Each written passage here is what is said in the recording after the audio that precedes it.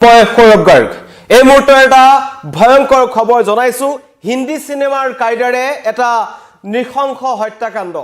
পুৱাৰ সময়ত প্ৰাতঃভ্ৰমণলৈ অহা লোকসকলে সেই মৃতদেহটো প্ৰত্যক্ষ কৰিছে এটা ৰক্তাক্ত অৱস্থাত এটা অৰ্ধউলংগ মৃতদেহ পৰি আছে এখন দৈনিক বজাৰত আৰু অতি ৰহস্যজনকভাৱে সেই মৃতদেহটোৰ কাষত এটা প্ৰেমৰ চিহ্ন আঁকি থোৱা আছে আৰু লগতে এক সংখ্যাটো লিখি থৈ আছে আৰু তাৰ পাছতে স্থানীয় আৰক্ষীক খবৰ দিয়া হৈছে তাত ফৰেনচিকৰ দল আহি আছে উচ্চপদস্থ আৰক্ষী বিষয়াসকল উপস্থিত হৈছে কিন্তু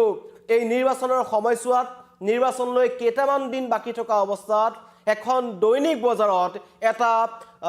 ৰক্তাক্ত অৱস্থাত এটা অৰ্ধদগ্ন মৃতদেহ উদ্ধাৰ হৈছে আৰু সেই মৃতদেহৰ কাষত এটা প্ৰেমৰ চিহ্ন আঁকি থোৱা আছে অংকন কৰি থোৱা আছে এটা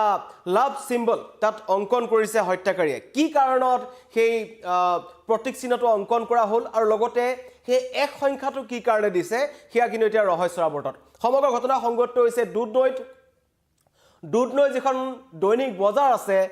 দৈনিক বজাৰ ৰক্তাক্ত অৱস্থাত এজন পুৰুষৰ অৰ্ধ উলংগ এটা মৃতদেহ উদ্ধাৰ কৰা হৈছে আৰু মৃতদেহটো দেখিলে গম পোৱা যায় যে মৃতদেহত যিমান আঘাতৰ চিন আছে তালৈ এটা কথা গম পায় যে ইটা লাঠি এনেকুৱা ধৰণৰ গধুৰ বস্তুৰে বহুবাৰ প্ৰহাৰ কৰা হৈছে আৰু মৃতদেহটো য'ত আক্ৰমণ কৰা হৈছিল তাৰ পৰা বহু দূৰ চুচৰাই লৈ অনা হৈছে আৰু সেই দৈনিক বজাৰখনত মৃতদেহটো হত্যাকাৰীয়ে পেলাই থৈ গৈছে এতিয়া কিয় হত্যা কৰা হ'ল কি কাৰণত প্ৰেমৰ চিহ্নটো অংকন কৰিলে এক সংখ্যাটোৰ অৰ্থ কি কোনোবা সিৰিয়াল কিলাৰৰ এয়া ঘটনা নেকি কাৰণ কিছুমান আমি দেখিছো যে প্ৰায় বিভিন্ন ঠাইত যিবোৰ সিৰিয়াল কিলাৰবোৰে যিবোৰ ঘটনা সংঘটিত কৰে তাত এনেকুৱা ধৰণৰ প্ৰতীক চিহ্ন বা কিছুমান নাম্বাৰ তেওঁলোকে লিখি থৈ যায় এয়া আপোনালোকে দেখিছে এইদৰে তেওঁলোকে হত্যাকাৰীয়ে তাত লিখি থৈ গৈছে এইটো এটা প্ৰেমৰ চিহ্ন অংকন কৰিছে আৰু লগতে এক সংখ্যাটো লিখি থৈ গৈছে তাত ইতিমধ্যেই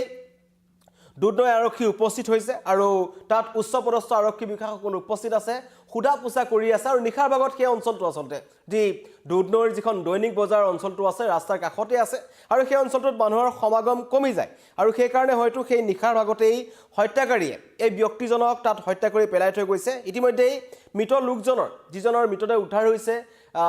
ৰক্তাক্ত অৱস্থাত উদ্ধাৰ হৈছে তেখেতৰ দেহৰ মূৰত হাত ভৰি পেট এই অঞ্চলৰ বিভিন্ন ঠাইত তেখেতৰ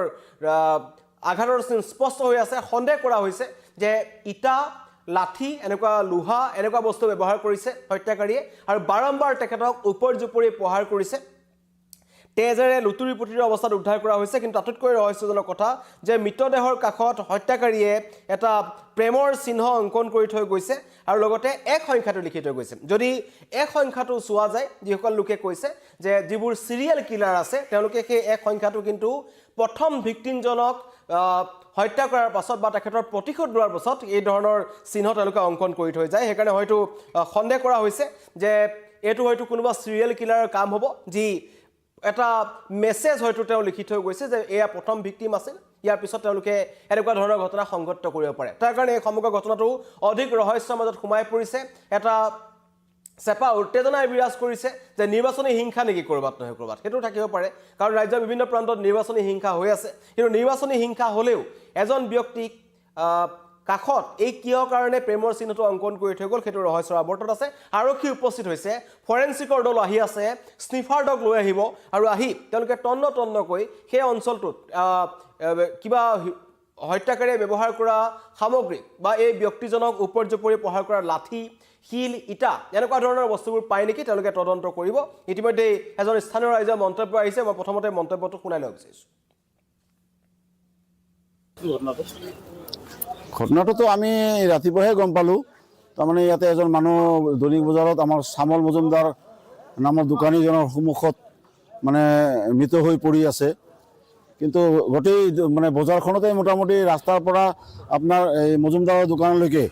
মোটামুটি তেজ তাৰমানে বাহিৰত ক'ৰবাত মাৰি পেলাই ইয়াতে আনি পেলাই তেওঁক পেলাই ৰখা বুলি আমি অনুমান কৰিব পাৰিছোঁ মানুহজনতো সকলোৱে কৈ আছে কিবা ইয়াতে ভেলটু বুলি কৈ আছে নামটো কিন্তু ঠিক অৰিজিনেল নামটো আমি নাজানো কিন্তু সকলোৱে ভেলটু বুলি কৈ চিনাকি মানুহখিনি কৈ আছে আৰু নদীৰ পাৰত তেওঁৰ ঘৰ বুলি কৈ আছে দুধনৈ নদীৰ পাৰত ঘৰ বুলি কৈ আছে এতিয়াতো পৰি থকা ঠাইডোখৰ চামল মজুমদাৰ নামৰ এজন আমাৰ ব্যৱসায়ী তেওঁৰ দোকানৰ সন্মুখত ছুপাৰ মাৰ্কেট সমবায় সমিতি ছুপাৰ মাৰ্কেটত সন্মুখত পৰি আছে তেজ বহুত আৰু গোটেই ৰাস্তাটোৱে তেজ আছে মেইন ৰাস্তাত যিটো বজাৰত সোমাই অহা ৰাস্তাৰ মোটামুটি একদম ওচৰৰ পৰাই মানে আপোনাৰ তেজ হৈ আছে অনুমান কৰা যায় বাহিৰৰ পৰা ক'ৰবাত মাৰি পেলাই ইয়াতে লৈ অহা হৈছে ঘটনাটোতো আমি ৰাতিপুৱাহে গম পালোঁ তাৰমানে ইয়াতে এজন মানুহ দৈনিক বজাৰত আমাৰ চামল মজুমদাৰ নামৰ দোকানীজনৰ সন্মুখত মানে মৃত হৈ পৰি আছে কিন্তু গোটেই মানে বজাৰখনতে মোটামুটি ৰাস্তাৰ পৰা আপোনাৰ এই মজুমদাৰৰ দোকানলৈকে মোটামুটি তেজ তাৰমানে বাহিৰত ক'ৰবাত মাৰি পেলাই ইয়াতে আনি পেলাই তেওঁক পেলাই ৰখা বুলি আমি অনুমান কৰিব পাৰিছোঁ মানুহজনতো সকলোৱে কৈ আছে কিবা ইয়াতে ভেলটু বুলি কৈ আছে নামটো কিন্তু ঠিক অৰিজিনেল নামটো আমি নাজানো কিন্তু সকলোৱে ভেলটু বুলি কৈ চিনাকি মানুহখিনি কৈ আছে আৰু নদীৰ পাৰত তেওঁৰ ঘৰ বুলি কৈ আছে দুধনৈ নদীৰ পাৰত ঘৰ বুলি কৈ আছে এতিয়াতো পৰি থকা ঠাইডোখৰ চামল মজুমদাৰ নামৰ এজন আমাৰ ব্যৱসায়ী তেওঁৰ দোকানৰ সন্মুখত ছুপাৰ মাৰ্কেট সমবায় সমিতি ছুপাৰ মাৰ্কেটত সন্মুখত পৰি আছে তেজ বহুত আৰু গোটেই ৰাস্তাটোৱে তেজ আছে মেইন ৰাস্তাত যিটো বজাৰত সোমাই অহা ৰাস্তাৰ মোটামুটি একদম ওচৰৰ পৰাই মানে আপোনাৰ তেজ হৈ আছে অনুমান কৰা যায় বাহিৰৰ পৰা ক'ৰবাত মাৰি পেলাই ইয়াতে লৈ অহা হৈছে স্থানীয় ৰাইজৰ মন্তব্য শুনিলে কেনেকৈ এক ভয়ংকৰ এটা শিহৰণকাৰী বিৱৰণ তেওঁলোকে দিছে গোটেই দৈনিক বজাৰখনত কেৱল মাত্ৰ তেজ আৰু তেজ তাৰ প্ৰতি লক্ষ্য ৰাখি তেওঁলোকে এটা কথা কৈছে সন্দেহ কৰিছে যে হত্যাকাৰীয়ে এই ব্যক্তিজনক বাহিৰত হত্যা কৰিছে আৰু মৃতদেহটো বহুদূৰ তেওঁলোকে চুচৰাই লৈ আনি এই বজাৰখনত পেলাই থৈ গৈছে আৰু মৃত ব্যক্তিজনৰ পৰিচয় উদ্ধাৰ হৈছে তেওঁ হৈছে দুধনৈৰ শান্তিনগৰৰ বাটচু ৰাহা জানিব পৰা গৈছে একাংশই তেওঁক চিনি পাইছে কিন্তু তেখেতক অৰ্ধ অলংগ অৱস্থাত মৃতদেহ উদ্ধাৰ হৈছে কাৰোবাৰ সৈতে তেখেতৰ কিবা সংঘাত আছিল নেকি বা এয়া পৰিকল্পিত এটা হত্যাকাণ্ড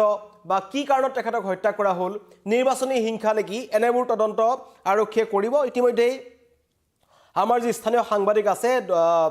অৰূপ নাথ দুধনৈ তেওঁ তাত উপস্থিত আছে আৰু তেওঁ প্ৰত্যেকটো মুহূৰ্তৰ খবৰ আমাক জনাই আছে কিন্তু এই বজাৰখনত মৃতদেহৰ কাষত প্ৰেমৰ চিহ্ন অংকন কৰি থৈ যোৱা আৰু এক সংখ্যাটো লিখি থৈ যোৱাই সমগ্ৰ ঘটনাটোক অধিক ৰহস্যৰ মাজলৈ ঠেলি দিছে একাংশই কৈছে যে এইটো হিন্দী চিনেমাৰ কায়দাৰে যিবোৰ চিৰিয়েল কিলাৰবোৰে যেনেকুৱা ধৰণৰ কৰে এইটো ঘটনাৰ লগত চিৰিয়েল কিলাৰ জড়িত আছে বুলি একাংশই সন্দেহ প্ৰকাশ কৰিছে কাৰণ তেওঁলোকে যিবোৰ চিহ্ন আঁকিছে বা সংখ্যাটো আঁকিছে সেইটোৱে কিন্তু সূচাইছে যে এইটো তেখেতৰ প্ৰথম ভিক্টিম আৰু হয়তো তেওঁ আৰু এনেকুৱা ধৰণৰ হত্যাকাণ্ড সংঘটিত কৰিব পাৰে দুধনৈ প্ৰান্তটোত বা এই বৃহত্তৰ দুধনৈ অঞ্চলটো এই অঞ্চলটোত হত্যাকাৰী ক'ত আছে ক'ত আত্মগোপন কৰি আছে কি ৰূপত আছে সেইটো কিন্তু এটা দুধনৈ আৰক্ষীৰ কাৰণে চ্যালেঞ্জ হ'ব কাৰণ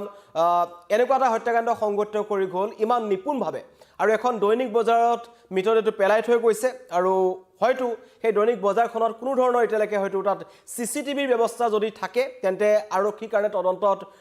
সহায় হ'ব আৰু যদিহে তাত CCTV নাই তেন্তে কিন্তু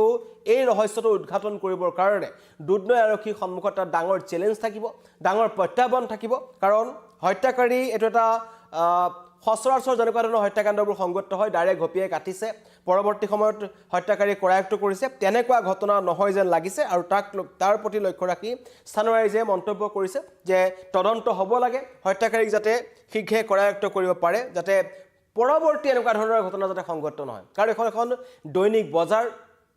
দৈনিক বজাৰখনৰ বৃহত্তৰ এলেকাটোত অকলশৰে কোনোবা ব্যক্তিয়ে ঘটনা সংঘটিত কৰিলে নে ৩-৪জন মানুহে সংঘটিত কৰিছে কাৰণ তেখেতৰ যিজন ব্যক্তিৰ মৃতদেহ উদ্ধাৰ হৈছে দুধনৈ শান্তিনগৰৰ বাটচু ৰাহা এই বাটচু ৰাহাৰ মৃতদেহৰ বিভিন্ন ঠাইত হাত ভৰি মূৰ সকলোতে থেতেলাই দিয়া নিচিনাকৈ তেখেতক প্ৰহাৰ কৰা হৈছে শিলেৰে প্ৰহাৰ কৰা হৈছে ইটাৰে প্ৰহাৰ কৰা হৈছে তেজ লাগি থকা লাঠি উদ্ধাৰ কৰা হৈছে আৰু